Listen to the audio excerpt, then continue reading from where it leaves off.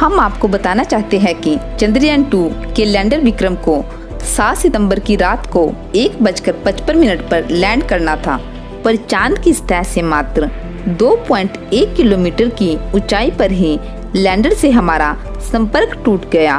बहुत कोशिश करने के बाद भी संपर्क दोबारा स्थापित नहीं हो पाया। हम आपको बताएंगे कि क्या लैंडर से दोबारा संपर्क हो पाएगा। अगर दोबारा संपर्क नहीं हो पाया तो इस मिशन का क्या होगा और क्या वजह रही होगी जिसकी वजह से यह संपर्क टूटा। हम आपको बता दें कि इसरो ने चंद्रमा के दक्षिणी ध्रुव को ही क्यों चुना, यह जानते हुए कि वहां पर लैंड करना सबसे मुश्किल है। चंद्रमा के किसी दूसरे हिस्से की बजाय इस हिस्से पर आज तक दुनिया का कोई भी यान नहीं पहुंचा है। इसरो हमेशा ही चैलेंजिंग काम चुनता है। चंद्रमा पर कोई भी यान सॉफ्ट लैंडिंग के जरिए उतरता है और इसकी सफलता का प्रतिशत 45% से भी कम है। रूस ने 33 मिशन चांद पर भेजे, इसमें से 26 असफल रहे और अमेरिका के 31 मिशन में से 17 नाकाम रहे, जबकि अमेरिका और रूस ने ज्यादातर मिशन चांद के मध्य में भेजे, पर भारत ने पहली ही बार में सबसे खतरनाक हिस्से को चुना। पूरी दुनिया की नज़र इस मिशन पर टिकी हुई थी और पूरी दुनिया की मीडिया ने इसरो के इस बोल्ड स्टेप की तारीफ भी की। इस मिशन को अब तक का सबसे कठिन मिशन बताया जा रहा है। आखिर क्या हुआ था 7 सितंबर की रात 1 बजे से 2 बजे के बीच, चलिए जानते हैं। लैंडर विक्रम ने 30 किलोमीटर की ऊंचाई से नीचे उतरना शुरू किया। सब कुछ तय समय के अनुसार और प्लानिंग के हिसाब से ही हो रहा था। पूरे देश की निगाहें इस मिशन पर थी। देर रात तक भी लाखों लोग इसे लाइव देख रहे थे, पर लैंडिंग के अंतिम क्षणों में लैंडर अपने पथ से भटकता हुआ दिखाई दिया। इसरो के कंट्रोल सेंटर में सभी के चेहरे पर हताशा देखी जाने लगी। इसके कुछ समय बाद लैंडर से संपर्क टूट गया। जो जानकारी मिल रही है उसके अनुसार नीचे उतरते समय जब लैंडर के थ्रस्टर को बंद किया गया होगा, उस समय यह दुर्घटनाग्रस्त हो गया होगा, जिसके कारण लैंडर से संपर्क टूट गया होगा। क्या होगा अगर लैंडर से दोबारा संपर्क नहीं हो पाया, तो जानिए। इस मिशन के 3 हिस्से थे, जिसमें ऑर्बिटर, लैंडर और रोवर था। इन तीनों के ये काम थे।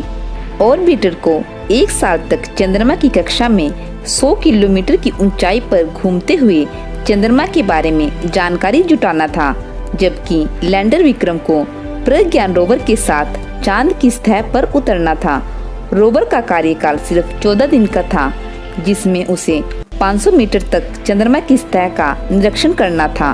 पर सबसे बड़ा मकसद लैंडर को सॉफ्ट लैंडिंग के जरिए उतार कर यह दिखाना था कि हमने भी सॉफ्ट लैंडिंग की तकनीक को विकसित कर लिया है, क्योंकि इसरो के लिए यह तकनीक बहुत ही आवश्यक थी, जिसके जरिए हमारे भविष्य के स्पेस मिशन पूरे किए जाते।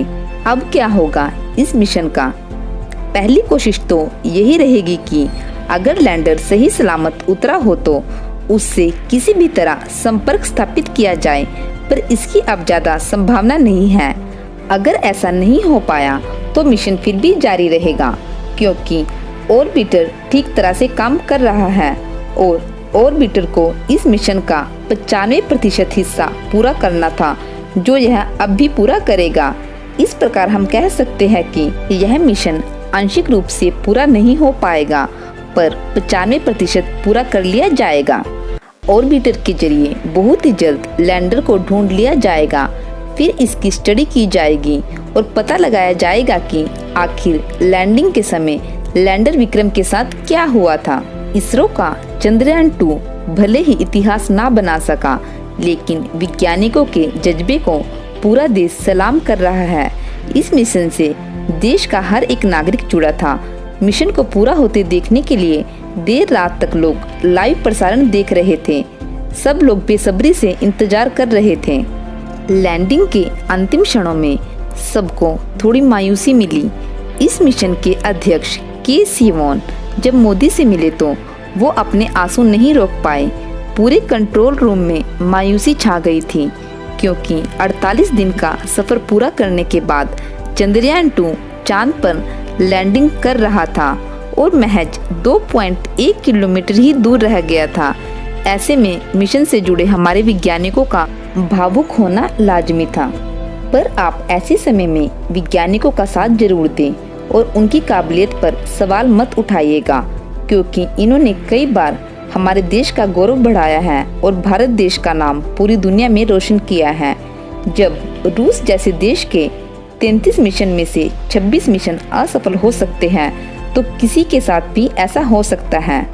इस प्रकार के मिशन हमेशा ही जोखिम भरे होते हैं। कुछ महीनों पहले इजराइल भी चांद पर उतरने की नाकाम कोशिश कर चुका है, पर हमारा यह मिशन हमारे देश के बच्चों में नए सपने और जोश भरकर गया है, जो बहुत ही जल्द पूरे होते दिखाई देंगे। ऐसी घड़ी में अपने देश के वैज्ञानिकों को सपोर्ट करें और कोई भी नकारात्मक बातें ना फैलाएं। इस वीडियो में बस इतना ही। इस मिशन के सपोर्ट में इसरो और भारत के लिए अपने कमेंट हमें कमेंट बॉक्स में जरूर करें और हमारी वीडियो को लाइक और शेयर करना ना भूलें। अगर आपने हमारा चैनल अभी तक सब्सक्राइब नहीं किया है तो प्लीज़ आप इसे सब्सक्राइब कर लें। धन्यवाद। जय हिंद।